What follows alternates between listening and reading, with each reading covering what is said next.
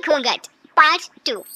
पिछले अंक में हमने देखा कि देविका अपने ससुराल में हर गलत बात का विरोध करती, तो उसकी वजह से देविका पर उसके ससुराल वाले बहुत अत्याचार करने लगे। एक दिन देविका ने सचिन से कहा, सचिन, मैं तुम्हारे घर में नहीं रह सकती, तुम मुझे आज ही मेरे घर शहर भेज दो, मैं अपने मम्मी पापा के पास रहूंगी। क्यों देविका, तुम शहर क्यों जाना चाहती हो? यहाँ तुम्हें किस बात की परेशानी है? किस बात की परेशानी नहीं है सचिन, तुम्हारे घर के आदमी औरतों के साथ जानवरों जैसा व्यवहार करते हैं, मैं ऐसे माहौल में नहीं रह सकती। देखो देविका, तुम्हें यहीं रहना होगा, तुम्हारी शादी मुझसे हो गई है, अब मैं तुम्हारा पति हूँ और यही तुम्हारा घर है। अच्छा, तो तुम्हें याद है कि मैं तुम्हारी पत्नी हूँ? जब तुम्हारे पिताजी और चाचा जी मुझे एक हफ्ते के लिए कमरे में बंद कर देते हैं, तब तुम्हें क्यों याद नहीं आता कि जो औरत कमरे में बंद है वो तुम्हारी पत्नी है? जब तुम्हारे जीजाजी और भाई मुझसे बदतमीजी से बात करते हैं, मुझे खाने के लिए कुछ नहीं देते, तब भी तुम्हें याद नहीं आता कि मैं तुम्हारी पत्नी हूँ? देखो देविका, तुम बेकार की बातें मत करो, तुम यहाँ ढंग से रहोगी, सबकी बात मानोगी तो कोई तुम्हें कुछ नहीं कहेगा। इस तरह जानवर की तरह रहना, ढंग से रहना है तो सॉरी सचिन, मैं नहीं रह सकती, मैं आज ही अपने घर जाऊंगी। ये बोलकर देविका अपना सामान पैक कर लेती है और घर से जाने लगती है। सचिन भी उसके पीछे पीछे चलता है और उसे समझाने की कोशिश करता है। जब ये सब जोगिंदर ने देखा तो बोल पड़ा, बहू, यह सब क्या हो रहा है? कहाँ जा रही हो? सचिन, बताओ अपने पिताजी को कि कहाँ जा रही हूँ मैं। तुम्हें शर्म नहीं आती अपने पति का नाम लेते हुए? मैं अपने पति का नाम ले रही हूँ, इसमें आपको क्या परेशानी है? आपका नाम तो नहीं ले रही हूँ ना? देविका, ये किस तरह से बात कर रही हो तुम पिताजी से? जिस तरह से करनी चाहिए उस तरह से कर रही हूँ बात। इससे अच्छी तरह से मैं तुम्हारे घर के किसी भी आदमी से बात नहीं कर सकती। तीनों की बात सुनकर घर के बाकी लोग भी वहाँ जाते हैं। तभी जोगिंदर कहता है, हमारे घर की औरतें अपने मर्दों का नाम नहीं लेती। तुम्हारे शहर में होता होगा, लेकिन हमारे यहाँ पर ऐसा कुछ नहीं होता। बहू, सचिन तुम्हारा पति है, तुम उसका नाम मत लिया करो। तुम अपने पति का नाम लेने की जगह ए जी, ओ जी, सुनो जी कहा करो। पति ना परमेश्वर होता है। तो परमेश्वर का तो हम नाम लेते हैं। क्यों माँ जी, क्या आप अपने इष्ट देव का नाम नहीं लेती? माँ जी, ये सब इन पुरुषों के बनाए तौर तरीके हैं, औरतों को दबाने के लिए। ये बेशर्म लड़की ऐसे नहीं सुधरेगी, ये हमारे घर की औरतों को भड़का रही है। सचिन, तुम इसे चुप कराओगे या फिर मैं करूं? नहीं नहीं पिताजी, मैं अभी समझा देता हूँ। चलो देविका अंदर, और कितना तमाशा बनाओगी मेरा। सचिन, मैं अंदर नहीं बाहर जाऊंगी, अब मैं यहाँ नहीं रह सकती। देविका की बात सुनकर महेंद्र कहता है, भाई साहब, ये लड़की इस घर से और गांव से बाहर ना जानी चाहिए, नहीं तो हमारे घर और गांव की औरतें भी ऐसी ही हरकतें करेंगी, वो भी मर्दों के खिलाफ बगावत करेंगी। और मैं भी देखती हूँ कि मुझे घर से बाहर जाने से कौन रोकता है। बहू, इनसे बहस करने का कोई फायदा नहीं, तुम अंदर चलो, इस गांव के मर्दों के अंदर बहुत अहंकार भरा हुआ है। देविका किसी की बात नहीं सुनती और अपना सामान उठाकर घर से बाहर जाने लगती है। तभी वहाँ मोहन और कल्याण आते हैं। कल्याण देविका के हाथ में से उसका सूटकेस छीन लेता है और मोहन देविका को जोरदार थप्पड़ मारता है। देविका का सर दीवार में लगता है और वो बेहोश हो जाती है। देविका, देविका तुम ठीक तो हो? भैया, आपकी हिम्मत कैसे हुई मेरी पत्नी पर हाथ उठाने की? सचिन, तुम जल्दी से देविका भाभी को अंदर कमरे में ले जाओ, मैं अभी वैद्य जी को लेकर आती हूँ। वीना जल्दी से वैद्य जी को लेकर आती है। वैद्य जी थोड़ी देर तक देविका की जांच करते हैं और कहते हैं, मुबारक हो आप सबको, आपकी बहू माँ बनने वाली है। अभी तो मैं आपको दवाई दे देता हूँ, लेकिन आगे इनके इलाज के लिए आपको दाई अम्मा को बुलाना होगा। ये बात सुनकर घर के सभी लोग खुश होते हैं। देविका को जब होश आता है, उसे ये बात पता चलती है तो वो बहुत खुश होती है। वो सबसे कहती है, मैं अपने बच्चे को यहाँ नहीं रख सकती। क्यों बहू, क्या हुआ? अब तुम ये सब बातें मत सोचो, तुम्हें आराम करना चाहिए।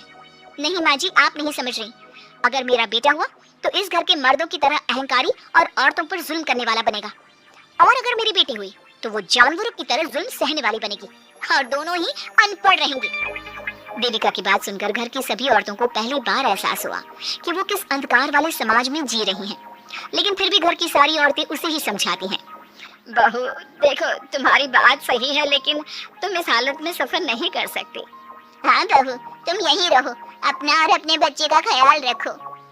देखो ना देविका भाभी, हमें बिल्कुल भी पढ़ना लिखना नहीं आता, अपना नाम भी नहीं लिख पाते, तो आप मुझे थोड़ा पढ़ा दीजिए ना।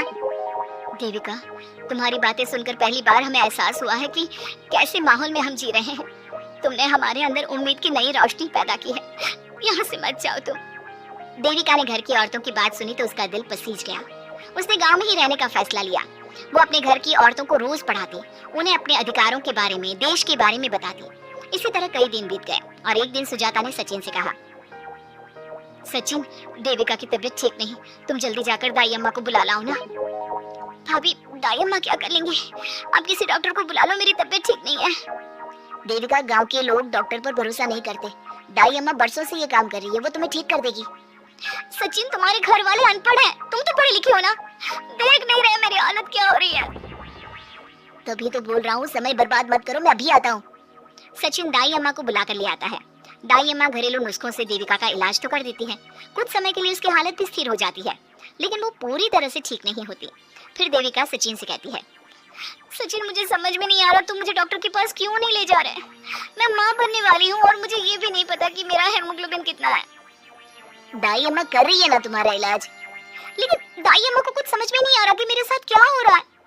अगर देखो तुम मुझे नहीं लेकर गए ना तो मैं खुद ही चली जाऊंगी। अगले दिन देविका की तबीयत दोबारा बिगड़ जाती है और दाई अम्मा के किसी भी नुस्खे से वो ठीक नहीं हो रही थी। देविका ने सारी हिम्मत जुटाई और वो अकेले ही डॉक्टर के पास जाने लगी। उसे देखकर मोहन कहता है, बहू, इस हालत में कहाँ जा रही हो? आप लोगों के भरोसे रही ना तो आप लोग मुझे मार ही डालोगे। डॉक्टर के पास जा रही हूँ मैं। बहू, तेरा दिमाग तो ठिकाने पर है। हमारे घर की औरतें मर्दों से इलाज नहीं कराती। हे भगवान, इन जाहिल लोगों को मैं कैसे समझाऊं? डॉक्टर औरतें भी होती है। बहू, तो हमें पागल मत बना, हमने तो कभी कोई महिला डॉक्टर नहीं देखी, तो झूठ बोलकर निकलना चाहती है ना? इस गांव की सरहद से आप लोग कभी बाहर नहीं गए ना, इसलिए आप लोगों को नहीं पता कि महिलाएं डॉक्टर के अलावा क्या क्या है। ए लड़की, तुझसे तमीज से बात कर रहे हैं तो तू ज्यादा हवा में मत उड़। बोला ना एक बार, चल अंदर जा। चाचा जी, मैं अंदर नहीं जाऊंगी, डॉक्टर के पास जाऊंगी। मेरा इलाज सिर्फ डॉक्टर ही कर सकता है। ये बोलकर देविका घर से निकल रही थी कि तभी जोगिंदर ने उसे कमरे में ले जाकर बेड पर जोर से धक्का दे दिया, जिसकी वजह से देविका के पेट में चोट लग गई और वो दर्द की वजह से जोर जोर से चिल्लाने लगी। ये देखकर घर की सारी औरतें देविका को संभालने लगी। देविका, हिम्मत रखो, सब ठीक हो जाएगा। देविका भाभी, आप ठीक हो ना? माँ, कुछ करिए ना, भाभी की तबीयत बहुत खराब हो रही है। लेकिन मैं क्या कर सकती हूँ? भाभी, कुछ तो करो, कहीं बहू को कुछ हो ना जाए। उधर जोगिंदर मेन गेट पर बड़ा सा ताला लगा देता है और कहता है, आज के बाद इस घर से कोई भी औरत बाहर नहीं निकलेगी। देविका का बच्चा भी इसी घर में होगा, ये जिंदा रहे या मर जाए। जोगिंदर की बात सुनकर सभी औरतें बाहर आती हैं।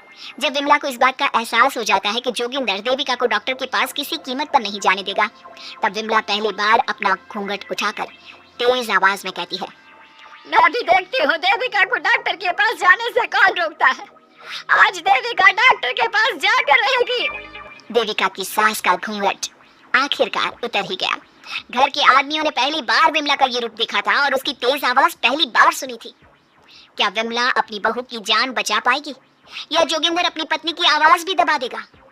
ये जानने के लिए हमारे अगले एपिसोड का इंतजार कीजिए और हमें कमेंट में ये भी बताइए कि घर की औरतों को आगे क्या कदम उठाना चाहिए।